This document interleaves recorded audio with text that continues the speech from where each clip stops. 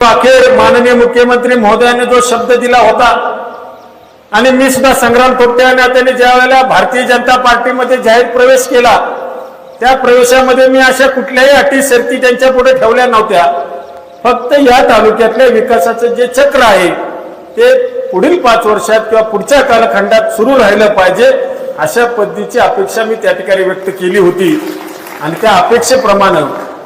त्यांनी राजगड सहकारी साखर कारखान्याचा नवीन प्रकल्प उभारणी करता भूतल भविष्यातील अशा पद्धतीची कर्जाची हमी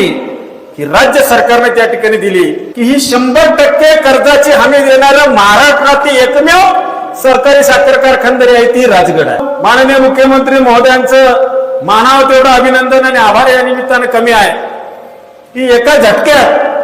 2, 5, 10, 50, 100 कोटी नव्हे एका झटक्यात 467 कोटी रुपये मंजूर केले।